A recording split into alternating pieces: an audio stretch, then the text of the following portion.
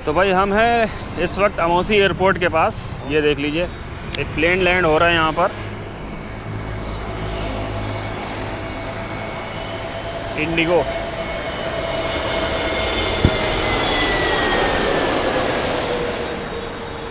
चलिए ये तो लैंड हो गया। अमौसी एयरपोर्ट पर हम इसलिए हैं क्योंकि इससे पहले मैंने आपको जो वीडियो डाला था लखनऊ कानपुर एक्सप्रेसवे का, लेकिन आज इत्तेफाकन फिर मेरे को कानपुर जाना पड़ रहा है।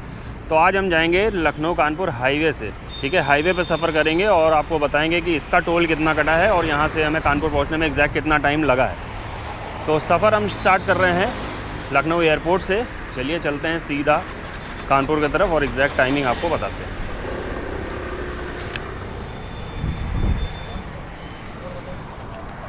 चलिए भाई, अभी टाइम हुआ है 2:42 दोपहर के, लगभग 2:45 हो रहा है और हम हैं लखनऊ एयरपोर्ट पर। और यहाँ से निकलेंगे सीधा कानपुर की तरफ via Lucknow Kanpur highway. Lucknow Kanpur expressway का तो पिछला वीडियो आप लोग ने देख लिया, लेकिन अभी हम हाईवे से सफ़र करेंगे और देखेंगे कितना टाइम लगता है और प्लस टोल जो बढ़ाया गया नवाबगंज वाला टोल कितने कटते हैं, डिडक्शन कितना होता है, वो सारी चीज़ें आपको बताएंगे।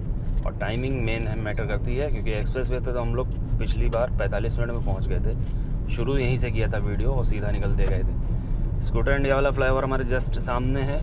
इसको पार करके हमें मिलेगा आउटर रिंग रोड, वहाँ से फिर मेन एलिवेटेड रूट मिलेगा। बैठे हुए हैं, लास्ट वीडियो में हमारे साथ देखा था आपने इनको, कुछ बोल दीजिए वहीं से।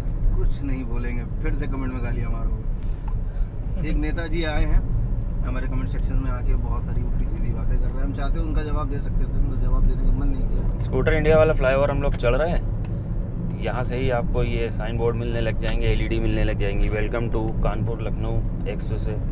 कुछ हिस्सा हम लोग एक्सप्रेसवे का कवर कर रहे हैं। स्कूटर इंडिया वाला फ्लाईओवर भी उसी में है, लेकिन हम वो बनी वाला जो फ्लाईओवर इसके बाद से मिलेगा उस पर नहीं चढ़ेंगे, नीचे से ही चलेंगे।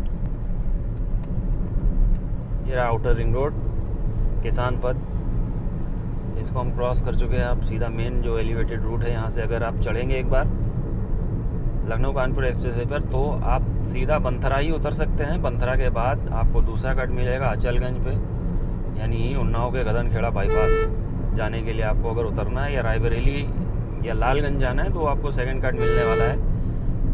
इसका किलोमीटर जो इंडिकेटर है 65 का, वहाँ पर आपको वो कट मिलेगा, वहाँ से ही आपका टोल डिडक्शन भी हो जाएगा।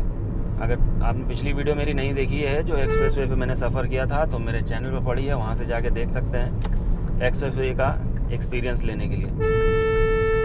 तो यहाँ से हम इस रास्ते को ड्रॉप करते हैं, अपने हाईवे पे ही चलते हैं। तो बहुत सारा ट्रैफिक जो है नीचे ही से ही जा रहा है। रीज़न उसका पहला तो टोल हो सकता है, उसके बाद अगर एक बार आप इस पे चढ़ जाएंगे तो सीधा ही निकलेंगे आज़ाद मार्ग पर। बीच में आपको कोई सर्विस और रेस्ट एरिया नहीं मिलने वाला है, बन रहा है लेकिन अभी कितना टाइम लगेगा नहीं मालूम। उसके बाद बीच में कहीं भी रुक नहीं सकते आप, और आधा पौन घंटे का सफ़र है, बहुत ज़्यादा है भी नहीं, लेकिन अधिकतर लोग नीचे से ही सफ़र कर रहे हैं। यही चीज़ मैं देखने आया हूँ भी हूँ। इस सफ़र में हम लोग ये सब देखेंगे भी कि ट्रैफिक नीचे कुछ कम हुआ है कि नहीं हुआ है। इस कंपैरिजन वीडियो के तौर पे आप इसको देख सकते हैं। एक्सप्रेसवे से हम लोग ने सफ़र किया, अब इसका लखनऊ कानपुर हाईवे पे सफ़र कर रहे हैं और इसके ट्रैफिक भी देखेंगे और जहाँ जहाँ पर जाम वगैरह ज़्यादा लगता था वहाँ भी देखेंगे कुछ इससे फ़र्क पड़ा है कि नहीं, और आपको भी दिखाएंगे। बने रहिए वीडियो में। हम हैं बंथरा में और यहाँ पर ये पहला रैंप जो आप देख रहे हैं ये है पहला रैंप। यहाँ पर आप उतर सकते हैं बनी, अगर आपको बनी के लिए उतरना है तो यहाँ पर ये रैंप मिल जाएगा आपको। ये देख लीजिए, ये रहा पहला रैंप जो कि बनी पे उतरा हुआ है, प्रसाद इंस्टीट्यूट ऑफ मेडिकल साइंस। अगर जिसको जाना है एक्सप्रेसवे पे चढ़ गया वो यहाँ उतर सकता है, लेकिन ये है कि आपका टोल डिटेक्शन होगा नहीं होगा भाई, इसके बारे में तो मेरे को नहीं पता। ये है प्रसाद इंस्टीट्यूट। इसके बाद अगर आपको वापस से चढ़ना है एक्सप्रेसवे पर तो आपको बनी में मिल जाएगा साई नदी के पास, प्रधान ढाबा क्रॉस करते ही आपको रैंप मिल जाएगा एक्सप्रेसवे पर चढ़ने के लिए। हम लोग बनी पर हैं और बनी से ये एक रैंप उतर रहा है। उधर अगर आप कानपुर साइड से आ रहे हैं, बंथरा उतरना है तो उधर से उतरने के लिए भी आपको रैंप मिलेगा बनी में, और इसके जस्ट आगे मोड़ पर ही हमें वो दूसरा रैंप मिल जाएगा जो एक्सप्रेसवे पर ले जाता है। तो ये देख लीजिए भाई, यहाँ से हम हाईवे पर ही हैं और एक्सप्रेसवे जो है क्रॉस करेगा अभी हमें आगे से। ये रोड सी के आकार में घूमा हुआ है, एक्सप्रेसवे बिल्कुल सीधा गया हुआ है। अभी हमें ये जो है एक्सप्रेसवे आगे मिलेगा। अक्सर जब भी मैंने इसकी वीडियो बनाई है तो ये आपको यहाँ से जाके नीचे उतर के भी सारी चीज़ें दिखाई हैं। यहाँ से आपको ये मिल जाएगा ये रैंप, इसके ऊपर से आप वापस से एक्सप्रेसवे पर जा सकते हैं। लेकिन हम चलेंगे हाईवे से, लखनऊ कानपुर हाईवे से, और देखते हैं कितनी देर में हम पहुँच जाएंगे। ये देख लीजिए एक रैंप इधर उतरा हुआ भी है, कानपुर साइड से आएंगे तो आप इधर उतरा हुआ भी है। जयतीपुर साइड जाने के लिए, नवाबगंज साइड जयतीपुर साइड जाने के लिए आप इधर इस रैंप से भी उतर सकते हैं। तो हम लोग भाई नवाबगंज टोल प्लाज़ा पे आ गए हैं और यहाँ एक बार चेक करते हैं कुछ टोल बढ़ा था, कितना हुआ है, चेंजेस हुए हैं कितने, अभी इसमें कहीं इंडिकेट तो किया नहीं है।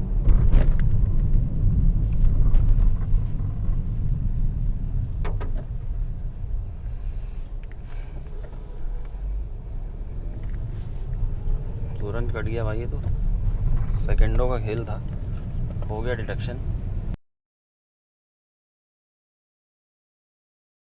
भाई टोल पे अगर आपको फास्टैग है तो जो भी टोल होता है वहाँ वही कटेगा, और अगर आप फास्टैग नहीं है आपकी गाड़ी में तो कैश अगर होता है तो जस्ट डबल हो जाता है। एक साइड का जितना भी होता है उसका जस्ट डबल लेते हैं, और फिर आने का जो होगा उसका भी डबल होता है। लेकिन अगर आपके पास ऑनलाइन पेमेंट वहाँ करेंगे, आप UPI करेंगे ना, तो वो कम हो जाता है उसमें चार्जेस।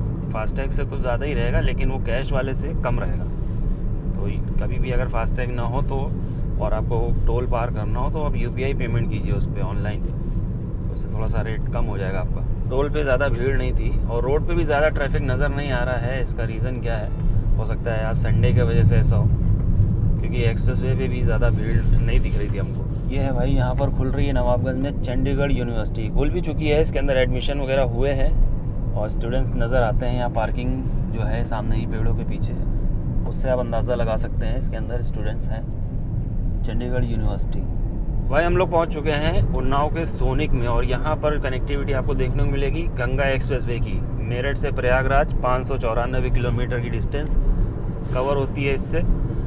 ये देख लीजिए एक्सप्रेसवे जो है लखनऊ कानपुर, वहाँ से आपकी इसकी कनेक्टिविटी नहीं है। गंगा एक्सप्रेसवे वो अंडरपास से निकला हुआ है, लेकिन यहाँ पर हाईवे पे इसकी कनेक्टिविटी आपको देखने को मिलेगी। अगर आपको गंगा एक्सप्रेसवे पकड़ना है, चाहे वो कानपुर से आ रहे हो या लखनऊ से, तो आपको लखनऊ कानपुर हाईवे पर आना होगा, एक्सप्रेसवे पर मत जाइएगा, नहीं तो बहुत लंबी दौड़ हो जाएगी आपकी। ये देख लीजिए, ये रहा गंगा एक्सप्रेसवे और हम लोग हैं सोनिक में, कुछ ही देर में पहुंच जाएंगे कानपुर।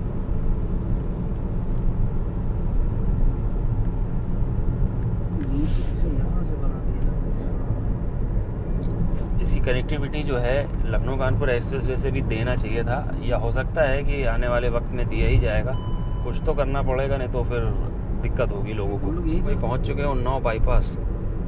ये देख लीजिए थोड़ा थोड़ा बारिश हो रही है और शीशे पे पानी जम रहा है।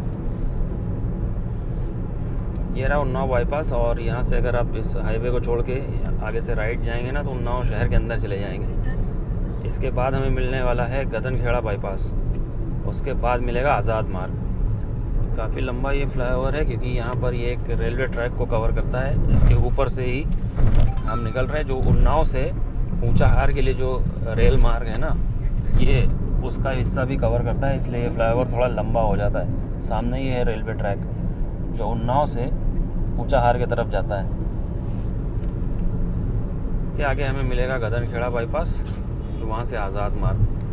उन्नाव बाईपास से हम लगभग 1 से 2 किलोमीटर आए हैं। यहाँ मिल गया हमें गदनखेड़ा बाईपास, और ये वो हाईवे है जो लखनऊ कानपुर एक्सप्रेसवे पे जब सफ़र करेंगे तो यहाँ से लेफ़्ट जाता है। आगे आपको यही रास्ता मिलने वाला है लालगंज के लिए, रायबरेली के लिए। तो अगर आपको एक्सप्रेसवे की तरफ जाना है तो ये इसके नीचे से आपको सफ़र करना होगा, और अगर सीधा कानपुर जा रहे हैं तो ये फ्लाईओवर आप ले लें, सीधा निकल जाएंगे। ये जो आपको ये साइड में गेट दिख रहा है ना, ये जो गुम्बद टाइप के दिख रहा है, यही मेन गेट है, और यहाँ इसके नीचे ही जस्ट हाईवे है रायबरेली के लिए। तो आगे जाके आपको एक्सप्रेसवे इसी से मिलेगा। और अगर आप लखनऊ कानपुर एक्सप्रेसवे पर चढ़ गए हैं और आपको गंगा एक्सप्रेसवे पर जाना है तो आपको यहाँ पर उतर के इस हाईवे पे उतर कर वापस से इधर आना होगा। यहाँ से फिर लखनऊ की तरफ जाना होगा सोनिक पे। करीब 10 से 12 किलोमीटर की डिस्टेंस आपको कवर करनी पड़ेगी सिर्फ इस हाईवे पे। बाकी टोटल अगर डिस्टेंस की मैं बात करूँ तो 20 किलोमीटर भी पार कर सकते हैं आप। तो गगनखेड़ा बाईपास हम पार कर चुके हैं। अब हमें थोड़ी दूर पर मिलने वाला है आज़ाद मार्ग, यानी लखनऊ कानपुर एक्सप्रेसवे का जो एंड है वो। हम लोग आ गए भाई शुक्लागंज बाईपास वाला जो रोड है ट्रांसगंगा सिटी के लिए। आप राइट साइड जाएंगे ट्रांसगंगा सिटी, लेफ़्ट साइड आप फिर उसी अचलगंज वाले रास्ते पर मिल जाएंगे जाके रायबरेली के लिए। और ये रहा कानपुर लखनऊ एक्सप्रेसवे। ये है कानपुर लखनऊ एक्सप्रेसवे। यहाँ से अगर आप लेफ़्ट जाएंगे तो लखनऊ की तरफ चले जाएंगे।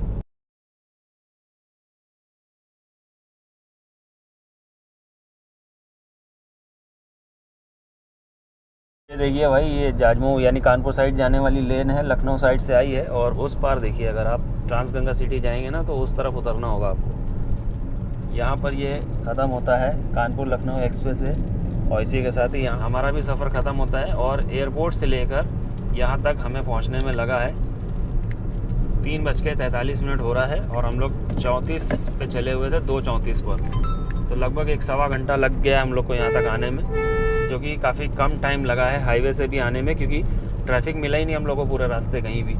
अभी हम लोग यहाँ 1.25 घंटे में पहुँचे हैं और अगर ट्रैफिक होता तो आधा घंटा पकड़ के चलिए और हो जाता, तो करीब जो है हम लोग को 1.5 घंटा या 1.25-2 घंटा अप्रॉक्स लगता हम लोगों को यहाँ पहुँचने के लिए। लेकिन फिर भी हम लोग सही टाइम पर आ गए हैं। बहुत ज़्यादा डिफरेंस आज तो नहीं आया है, लेकिन अगर आप इस पर सफ़र करेंगे तो ट्रैफिक अगर आपको कहीं मिलेगा तो थोड़ा सा तो टाइम आपका हाईवे पे ज़्यादा जाएगा, लेकिन एक्सप्रेसवे पर आपको कहीं ट्रैफिक नहीं मिलने वाला है। सीधा ही आप ये टोल पे आके रुकेंगे अगर आप कानपुर जा रहे हैं तो ठीक है भाई, ये कंपैरिजन वीडियो था और इस वीडियो को हम यहीं ख़त्म करते हैं क्योंकि एक्सप्रेसवे तो निकल गया। वीडियो अच्छी लगी है तो वीडियो को लाइक कीजिए, दोस्तों के साथ शेयर कीजिए और चैनल को सब्सक्राइब करना ना भूलिए। चलिए मिलते हैं किसी नेक्स्ट वीडियो में, तब तक के लिए गुड बाय।